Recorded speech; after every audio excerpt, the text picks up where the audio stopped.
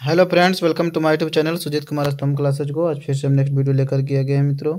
आप जानते हैं मित्रों कि जो है से प्रतिदिन रात के 9 बजे क्लासेस दिया जाता है 10th क्लास का। तो आप ज़रूर जोड़ें और अपने दोस्तों के बुलाएं ताकि जो भी कॉन्सेप्ट आप पढ़े हैं उसका प्रैक्टिस अगर कर लें तो कॉन्सेप्ट आपका पक्का हो जाए। ठीक है, ऑब्जेक्टिव के साथ प्रतिदिन सब्जेक्टिव भी करवाते हैं, तो इसलिए आप जो है ना ऑब्जेक्टिव और सब्जेक्टिव दोनों का मजा ले सकते हैं। ठीक है, सबसे पहले आप प्रैक्टिस कीजिएगा ऑब्जेक्टिव का, उसके बाद फिर मैं सब्जेक्टिव दे दूँगा, है ना। आपको मतलब पूरी तरह से क्लियर करवाते जा रहा हूँ।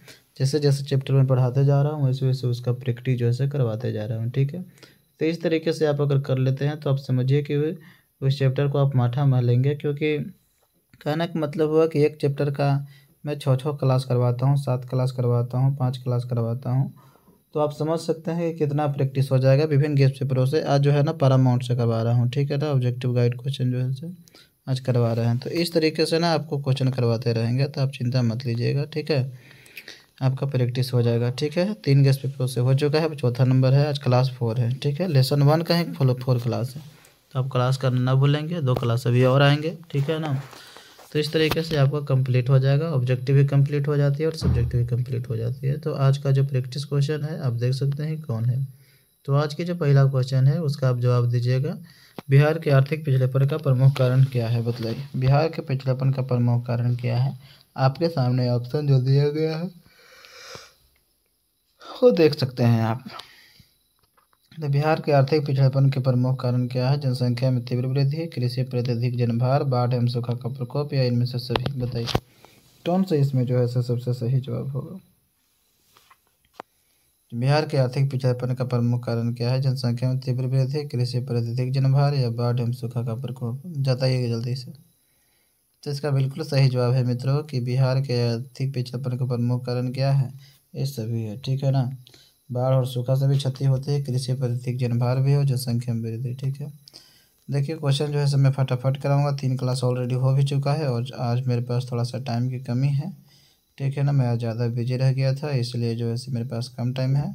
ठीक है, तो थोड़ा सा टाइम की कमी है, इसलिए मैं थोड़ा सा स्पीड भी करवाऊंगा। तो अब जल्दी से आज क्लास ख़त्म करना चाहता हूँ मैं 20 मिनट के अंदर। ठीक है, तो आप जल्दी से क्वेश्चन कर लीजिए। बिहार में जीवन यापन का मुख्य साधन क्या है, जल्दी से आंसर कमेंट कीजिए।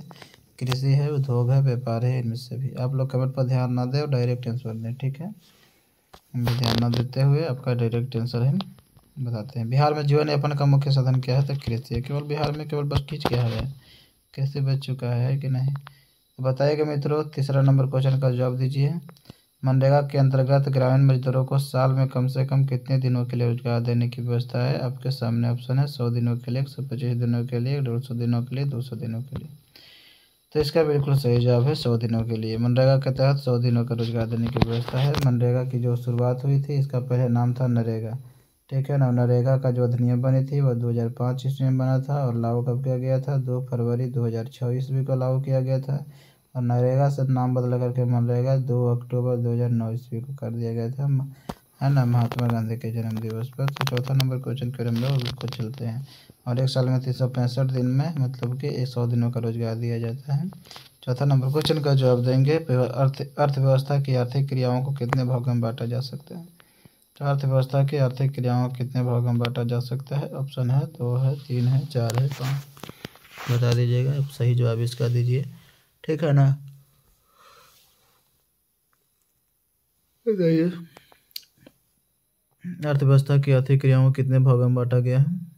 बताइए आर्थिक क्रिया कितने तरह की होती है। अब जल्दी से इसका आंसर कमेंट करेंगे आप। इसमें थोड़ा सा भी देर आप ना करेंगे। ठीक है ना, देर कीजिएगा तो फिर दिक्कत हो सकती है। अर्थव्यवस्था की आर्थिक क्रियाओं को 3 क्षेत्रों में बांटा गया है। ठीक है ना, एक प्राथमिक क्षेत्र, एक द्वितीय क्षेत्र, एक तृतीय क्षेत्र। तो अगला नंबर क्वेश्चन की हम लोग चलते हैं 5वां नंबर क्वेश्चन की।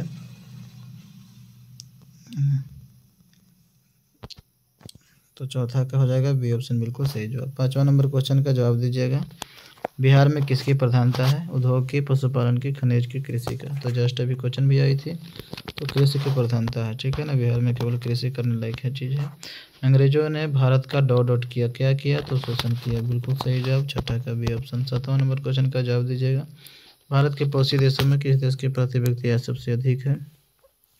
पाकिस्तान बेचारा कैसे रहेगा, ठीक भाई। बांग्लादेश का ठीक है। श्रीलंका में बहुत एकदम दिक्कत हो गई है, तंगी आ गई है। नेपाल के भी थोड़ा दिक्कत है है ना, बेचारा तो गरीब है। तो बांग्लादेश इसमें प्रति व्यक्ति आय जो है ना तनी अच्छी है पड़ोसी देशों में, ठीक है ना। तो डायरेक्ट बांग्लादेश उत्तर दीजिएगा। किस क्षेत्र को तृतीय क्षेत्र कहा जाता है, जल्दी से ऑप्शन कमेंट कीजिए। किस क्षेत्र को तृतीय क्षेत्र कहा जाता है, सेवा क्षेत्र, कृषि क्षेत्र, औद्योगिक क्षेत्र, इनमें से कोई। आप ऑप्शन ना ध्यान से आप याद रखेगा, जो टेस्ट कल होने वाला है ना उसमें आपको डायरेक्ट आंसर आ रहेगा, ठीक है ना। तो आप जहाँ डायरेक्ट किसी क्वेश्चन का उत्तर याद रखिए, ABCD याद करने से आपको कोई का फायदा नहीं है, ठीक है। किस क्षेत्र को तृतीय क्षेत्र के नाम से जाना जाता है, तो सेवा क्षेत्र, ठीक है। 8वां के ऑप्शन बिल्कुल सही जवाब है। 9वां नंबर क्वेश्चन, मानव विकास सूचकांक के कितने सूचक है, बताइए। मानव विकास सूचकांक के कितने सूचक है, जल्दी से ऑप्शन कमेंट करें। मानव विकास सूचकांक के कितने सूचक हैं, 2 गो है, 3 गो है, 4 गो है या 5 गो है। तो मानव विकास सूचकांक कितने सूचक है, 3 सूचक है। 3 सूचक है। जीवन आशा, शिक्षा प्राप्ति और जीवन स्तर, अर्थात क्या हो गया, मतलब एजुकेशन हो गया, हेल्थ हो गया और उसके बाद हो गया इनकम हो गया प्रति व्यक्ति है। 3 गो है। 10वां नंबर क्वेश्चन का जवाब दीजिएगा आप मित्रों। 10वां नंबर क्वेश्चन को जवाब दीजिए। सन 2008 से 9 के अनुसार भारत की औसत प्रति व्यक्ति आय कितनी है। हालांकि ये दूसरा नामक चैप्टर से है, ये दूसरा चैप्टर से है, लेकिन अब क्या किया जाए, क्वेश्चन फर्स्ट में तो दिया है, तो इसका सही जवाब है 25,494 रुपये, ठीक है। 11वां नंबर क्वेश्चन का जवाब दीजिए, है ना। इस केस पेपर ना छापने वाला का पता नहीं रहता है कौन सा चैप्टर है कौन सा क्वेश्चन है, बताइए। भारत में सेवा क्षेत्र को सामान्यतः कितने भागों में बांटा जा सकता है, जल्दी से बताइए। सेवा क्षेत्र को जो है ना 2 भागों में बांटा जा सकता है, एक सरकारी सेवा कहा जाता है, गैर सरकारी सेवा कहा जाता है। 12वां नंबर क्वेश्चन को बताइएगा, जवाब दीजिए। जिस देश की राष्ट्रीय आय अधिक होती है वह देश क्या कहलाता है, तो आपको तो मुख्य जवानिया याद होगा इसका उत्तर। ऑप्शन है विकसित देश, अविकसित देश, अर्धविकसित देश के विकासशील देश। तो विकसित देश होगा, है ना। राष्ट्रीय आय अगर अधिक होता है विकसित होगा, राष्ट्रीय आय कम होता है विकसित होगा। भारत की आर्थिक व्यवस्था है, भारत की आर्थिक व्यवस्था बताइए कैसी है, समाजवादी है, पूंजीवादी है, मिश्रित है, इनमें से कोई नहीं। तो भारत की जो आर्थिक व्यवस्था है ना वो कैसा है मित्रों, तो भारत की आर्थिक व्यवस्था बिल्कुल जो है से मिश्रित है, ठीक है ना। तो 13 का सी ऑप्शन बिल्कुल सही जवाब है। 14वां नंबर क्वेश्चन का जवाब देंगे मित्रों। राष्ट्रीय विकास परिषद का गठन कब हुआ था, बताइए। राष्ट्रीय विकास परिषद का गठन कब हुआ था मित्रों, 1950, 1951, 1952 ईस्वी में। जल्दी से जवाब दीजिए। राष्ट्रीय विकास परिषद का गठन कब हुआ था, तो राष्ट्रीय विकास परिषद का गठन कब हुआ था मित्रों, NDC का मतलब नेशनल डेवलपमेंट काउंसिल, इसका गठन 6 अगस्त 1952 ईस्वी को हुआ था। 14 का सी ऑप्शन बिल्कुल सही जवाब है। 15वां नंबर क्वेश्चन का जवाब दीजिए। योजना आयोग को भंग कर कौन सा आयोग बनाया गया था, बताइएगा। आपके सामने ऑप्शन है, जल्दी से बताइए। योजना आयोग को भंग कर कौन सा आयोग बनाया गया था, जल्दी से बताइए। तो इसका सही जवाब है मित्रों, नीति आयोग बना दिया गया था 1 जनवरी 2015 ईस्वी को। अब योजना आयोग नहीं रहा है, अब नीति आयोग में बदल गया है, ठीक है। 16वां नंबर क्वेश्चन का आप लोग जवाब दीजिएगा मित्रों। इनमें से किस देश में मिश्रित अर्थव्यवस्था है, बताइए। मिश्रित देश कहाँ है, सबसे अच्छा उदाहरण कौन है जहाँ पे आप रहते हैं, मतलब भारत। भारत में मिश्रित अर्थव्यवस्था है, अमेरिका में पूंजीवादी अर्थव्यवस्था है, चीन में समाजवादी अर्थव्यवस्था है, ठीक है। अगला क्वेश्चन, कृषि कार्य में महिलाओं की भागीदारी कितनी है, बताइएगा। कृषि कार्य में महिलाओं की भागीदारी, देखिए कृषि कार्य में जो महिलाओं की भागीदारी होती है ना, आपके सामने जो ऑप्शन दिया गया है उसके अनुसार आप चयन कीजिए, ठीक है ना। चूज कीजिए जल्दी से। आप थोड़ा सा आप अपना राय दीजिए कितना आंसर इसका हो सकता है, जल्दी से आप लोग बताने की कोशिश कीजिए, ठीक है। तो हालांकि महिलाओं की जो है ना भागीदारी वो मात्र 40% है, ठीक है। 17 का B ऑप्शन शायद कल भी लगता है करवाए थे। 18 नंबर क्वेश्चन, इनमें से कौन आर्थिक विकास क्षेत्र से संबंधित नहीं है, तो आर्थिक विकास क्षेत्र से संबंधित कौन नहीं है, तो आपको पता कर लेना होगा कि प्राथमिक क्षेत्र, द्वितीयक क्षेत्र और तृतीयक क्षेत्र के अलावा कौन है। मतलब प्राथमिक क्षेत्र को कृषि क्षेत्र और औद्योगिक क्षेत्र और सेवा क्षेत्र के अलावा कौन है, सहकारी क्षेत्र। 18 का D ऑप्शन बिल्कुल सही जवाब हो जाएगा, यह नहीं है प्राथमिक क्षेत्र के अंदर, ठीक है ना। मतलब ये आर्थिक विकास क्षेत्र से संबंधित नहीं है सहकारी क्षेत्र, क्योंकि प्राथमिक, द्वितीय और तृतीय केवल आता है। कृषि क्षेत्र, सेवा क्षेत्र, औद्योगिक क्षेत्र आता है। एक समाजवादी अर्थव्यवस्था में सर्वाधिक बल दिया जाता है, किस पर दिया जाता है, देख लीजिए। आर्थिक स्वतंत्रता पर, उत्पादन कुशलता पर, अधिकतम लाभ पर, लोक कल्याण पर। एक समाजवादी अर्थव्यवस्था में सर्वाधिक बल दिया जाता है किस पर, एक समाजवादी अर्थव्यवस्था में सर्वाधिक बल दिया जाता है लोक कल्याण पर। तो आपको डायरेक्ट आंसर लिखना होगा कि लोक कल्याण या फिर सामाजिक कल्याण पर। एक समाजवादी अर्थव्यवस्था का सर्वाधिक बल दिया जाता है किस पर, है ना। अगला देखिए, नरेगा के कार्यक्रम के नाम से किस व्यक्ति का नाम जोड़ा गया था, बताइए। नरेगा से मनरेगा जब हुआ तो किस व्यक्ति का नाम जुड़ा था बताइए। इसका सही जवाब है ना महात्मा गांधी का नाम जुड़ा था। ठीक है ना, फास्ट में इसलिए करवा रहा हूँ, टाइम थोड़ा सा कम है मेरे पास, है ना, टाइम के अभाव है, चूँकि हमको ही पढ़ना रहता है और मेरा जो क्लास है वो ख़त्म हो रहा है, मतलब टाइम चला जा रहा है। इनमें से किसे पिछड़ा राज्य कहा जाता है? पंजाब, केरल, बिहार, दिल्ली, बताइए। इनमें से किसे पिछड़ा राज्य कहा जाता है मित्रों? तो पिछड़ा राज्य जो कहा जाता है वो तो बिहार ही है ना, ऑप्शन के अकॉर्डिंग। तो 22वां नंबर क्वेश्चन, आर्थिक क्रियाओं का क्या उद्देश्य है बताइए। मनोरंजन है, समाज सेवा है, जीविकोपार्जन है, परोपकार है, बताइए। तो आर्थिक क्रियाओं का मुख्य उद्देश्य होता है जीविकोपार्जन करना। कल भी ये क्वेश्चन आई थी, तो 22 का डी ऑप्शन बिल्कुल सही जवाब। 23 नंबर क्वेश्चन, अर्थव्यवस्था के किस क्षेत्र से हरित क्रांति संबंधित है बताइए। किस क्षेत्र से? हरित क्रांति मतलब प्राथमिक क्षेत्र है ना, ये ऑप्शन कृषि क्षेत्र, प्राथमिक क्षेत्र। द्वितीय क्षेत्र को औद्योगिक क्षेत्र कहा जाता है, तृतीय क्षेत्र को सेवा क्षेत्र कहा जाता है। अब तो ये सब हट गए होंगे। समाजवादी अर्थव्यवस्था का गुण क्या होता है? निजी लाभ करना, मूल्य तंत्र होता है, या फिर सामाजिक कल्याण या साधनों का निजी स्वामित्व। इसी टाइप के अभी क्वेश्चन आया था, तो इसका सही उत्तर हो जाएगा सामाजिक कल्याण समाजवादी अर्थव्यवस्था का गुण होता है। अगला क्वेश्चन है 25वां नंबर क्वेश्चन, प्राथमिक क्षेत्र में कौन सी आर्थिक क्रिया शामिल है बताइए। तो प्राथमिक क्षेत्र में कौन सी आर्थिक क्रिया शामिल है? कृषि है, खनन है, पशुपालन है, इनमें से सभी। तो प्राथमिक क्षेत्र में कौन सी आर्थिक क्रिया शामिल है? तो कृषि। ठीक है ना, खनन जो है से ये भी प्राथमिक क्षेत्र में आएगा यार, पशुपालन भी है, तो फिर डी ऑप्शन सही हो जाएगा, है ना। प्राथमिक क्षेत्र में कौन सी आर्थिक क्रिया शामिल है? तो इनमें से सभी हो जाएगा। हमको भी लगा यार ऑप्शन। नीति आयोग का गठन कब हुआ था बताइएगा, आपको तो पूरा डेटा याद होगा। तो इसका सही उत्तर हो जाएगा 1 जनवरी 2015 ईस्वी। 26 का ऑप्शन। 27वां नंबर क्वेश्चन का जवाब दीजिए। जिनमें से कौन प्राथमिक क्षेत्र से संबंधित है बताइए। कौन सा प्राथमिक क्षेत्र से संबंधित है? सेवा क्षेत्र, कृषि क्षेत्र, औद्योगिक क्षेत्र, इनमें से कोई नहीं, बताइए। कौन सा प्राथमिक क्षेत्र से संबंधित है? तो इसका सही जो है मित्रों कृषि क्षेत्र। तो इसका बी ऑप्शन। 28वां नंबर क्वेश्चन, आर्थिक विकास का तीसरा क्षेत्र क्या है? आर्थिक विकास का तीसरा क्षेत्र क्या है? सेवा क्षेत्र है, शिक्षा क्षेत्र है, विज्ञान क्षेत्र है, या कृषि क्षेत्र है? आर्थिक विकास का तीसरा क्षेत्र कहा जाता है सेवा क्षेत्र कहा जाता है। तो 28 का ये ऑप्शन बिल्कुल सही जवाब है। 29वां नंबर क्वेश्चन, किसने कहा बिहार के विकास के बिना भारत का विकास संभव नहीं है? तो आपको लिखवाए हैं ना ये सब चीज़। आप लोग तो बहुत विद्वान आदमी हैं, जवाब दे दीजिएगा। ये बात कहते हैं डॉक्टर APJ अब्दुल कलाम, बेचारे की मृत्यु 2015 में हुआ था, 27 जुलाई को, है ना। हमारे ही तो निकट हो गई थी, क्या करें। 30वां नंबर क्वेश्चन, भारत में योजना आयोग का गठन कब किया गया था? 30 नंबर क्वेश्चन है, भारत में योजना आयोग का गठन कब किया गया था? आपके सामने ऑप्शन देख रहे हैं ना, कितना बार पूछा है सब क्वेश्चन। 15 मार्च 1950 ईस्वी को योजना आयोग का गठन किया गया था। ठीक है ना।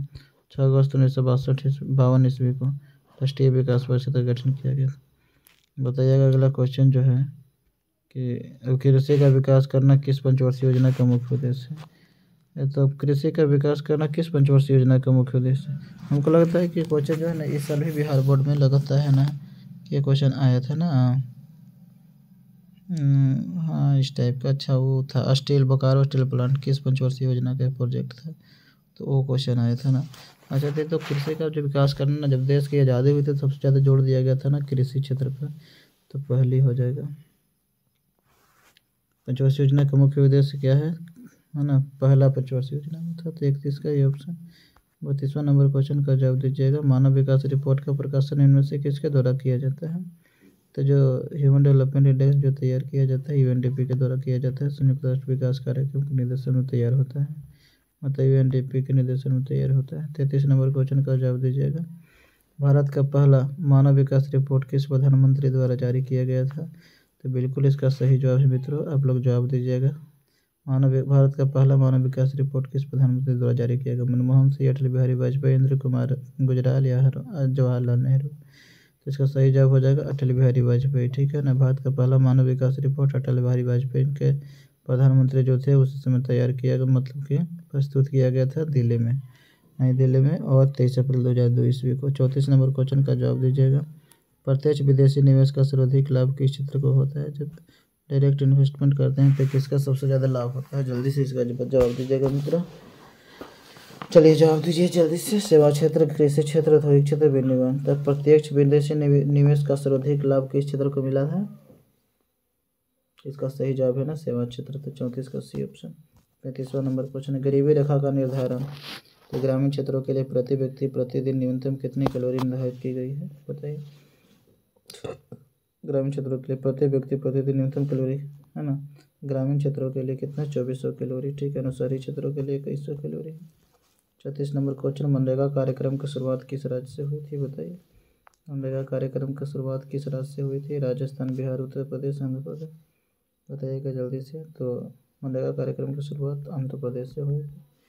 तो 36 का डी ऑप्शन बिल्कुल सही जवाब है, ठीक है ना। तो इस तरीके से आज की क्लास थी। और उसके बाद फिर अब आते हैं सब्जेक्टिव क्वेश्चन की ओर। देखिए समावेशी विकास से आप क्या समझते हैं? आप क्वेश्चन आंसर याद कर लीजिएगा। समावेशी विकास से आप क्या समझते हैं? आर्थिक विकास की जिस पद्धति या प्रक्रिया द्वारा। आज की जो क्वेश्चन है समावेशी विकास से आप क्या समझते हैं? तो इसका आंसर है कि आर्थिक विकास के जिस पद्धति या प्रक्रिया द्वारा समाज के सभी वर्गों का जीवन स्तर ऊंचा हो जाए तथा समाज का कोई भी वर्ग विकास के लाभ से छूता नहीं रहे, तो इस तरह के विकास की क्रिया को समावेशी विकास कहा जाता है। समावेशी विकास का मतलब ही होता है ना सबका विकास हो जाना, पूरी की पूरी तरह से विकास हो जाना, तब तो समावेशी विकास होगा ना मित्रों। कोई वैसा वर्ग रहना ही नहीं चाहिए हमारे समाज के अंदर जो बेचारा लाभ की प्रक्रिया से छूट जा रहा हो। सबको लाभ मिलने चाहिए, योजनाओं का सबका लाभ मिलनी चाहिए, इसलिए समावेशी विकास को लाया गया है, समावेशी विकास करवाया जाता है ना। आप जानते हैं कि एनडीसी का गठन भी इसी के लिए किया गया है, राष्ट्रीय विकास परिषद के लिए। कौन सा ऐसा व्यक्ति है जो बिल्कुल निचली पौदाना पर है ना, उसके लिए योजनाएं तैयार किया जाए, ठीक है ना। इसलिए योजना आयोग की सहायता करती है एनडीसी, ठीक है।